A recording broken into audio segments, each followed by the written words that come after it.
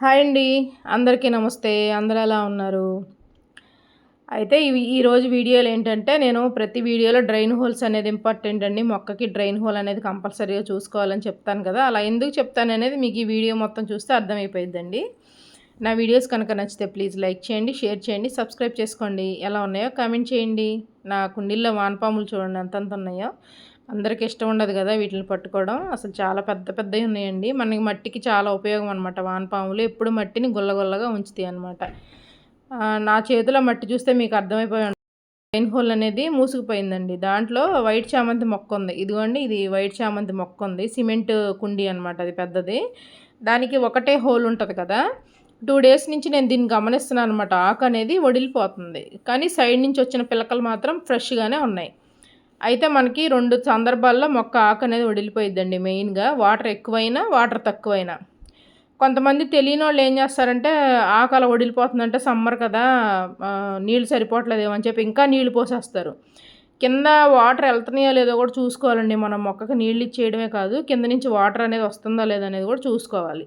నేను అందుకే 2 డేస్ నుంచి దీనికి వాటర్ ఇవ్వడం ఆపేసాను అనమాట. అంటే నాకు డ్రైన్ హోల్ మూసుకుపోయిందని అర్థమైపోయింది. కింద నుంచి వాటర్ రావట్లేదు. అదిగోండి, అది ఒక్కటే చిన్న హోల్ ఉందనమాట అక్కడ. నేను దాన్ని కొబ్బరి చెప్పు అడ్డు పెట్టాను. మరి అది పక్కకి ఎలా వెళ్ళిపోయిందో కానీ మట్టి అంతా ఒక చాట ముద్దలాగా చేరిపోయి హోల్ మూసుకుపోయిందనమాట.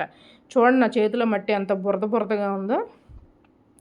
ఇంకా అలాంటప్పుడు మనం ఏం చేయాలంటే, ఫస్ట్ మొక్కను తీసి మంచిగా ఒక చంటి బిడ్డ చేతిని పట్టుకున్నట్టు అంత సున్నితంగా మొక్కను తీసి పక్కన పెట్టుకోవాలి. పటక్కమని పీకేసేయమాకండి, వేర్లు డిస్టర్బ్ అవ్వకుండా చక్కగా తీయండి నీట్గా.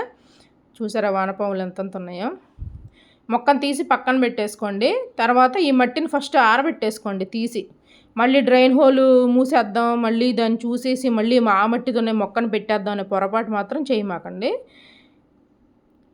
అయితే అలా పొరపాటు మాత్రం చేయమాకండి. ఫస్ట్ ఏం చేస్తారంటే, ఈ మట్టిని ఫస్ట్ ఆరబెట్టేసేయండి. వానపాములు ఏం కాదండి, కిందకి వెళ్ళిపోతాయి. తడిగా ఉన్న చాటికి కిందకి వెళ్ళిపోతాయి. అవేం చనిపోవు. ఎండలు బాగానే ఉన్నాయి కదా, తొందరగా ఆరిపోయింది. చక్కగా దాన్ని పొడి పొడిగా అలా వేసుకొని మంచిగా ఆరబెట్టుకోండి. నేను ఈ మొక్కకేమో పిలక సైడ్ వచ్చిన పిలకలేమో వేరే కుండీల్లో నాటాను.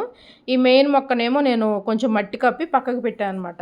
అంటే ఈవినింగ్ కానీ, ఎండలు బాగానే ఉన్నాయి కదా, ఈవినింగ్ కల్లా మట్టి ఆరిపోయింది. అప్పుడు ఆ మట్టిలో మళ్ళీ నేను ఎప్సమ్ సాల్ట్, వేపపిండి, కొంచెం గెత్తం అది కలిపి మళ్ళీ మొక్కను నేను రీపాట్ చేసుకుంటాను. చూడండి, వేర్లు కప్పేసి నేను నీడ కిందకి పెట్టేశాను. వేరే చిన్న పిలకలేమో, మనకి చిన్న పిలకలు ఎందుకు ఫ్రెష్గా ఉన్నాయంటే పైన ఉంటాయి కదా దాని వేర్లు. దీని వేర్లు ఏమో కిందకి వెళ్ళిపోతాయి కాబట్టి వేర్లు అనేది మొక్క అనేది కుళ్ళిపోతుంది అనమాట. ఈ అంట్లేమో పైన ఉంటాయి కదా పిలకలు, అందుకే అవి ఫ్రెష్గా ఉన్నాయి. ఇదిగోండి, కొబ్బరి చిప్ప అడ్డు పెట్టాను, అది పక్క వెళ్ళిపోయినట్టుంది.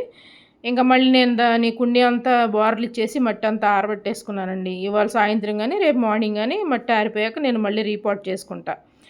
అదేనండి, అందుకే నేను ప్రతి వీడియోలో డ్రైన్ హోల్స్ అనేది కంపల్సరీగా చెక్ చేసుకోవాలని చెప్పేది. మట్టి చూడండి ఎంత బురద బురదగా ఉందో, కింద కుండీలో అడుగున అలాగా నీళ్ళంతా స్టోర్ అయిపోయి మట్టి అంతా బురద బురదగా అలా అయిపోయింది.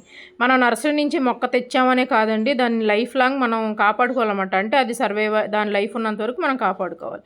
ఓకేనండి, బాయ్ బాయ్.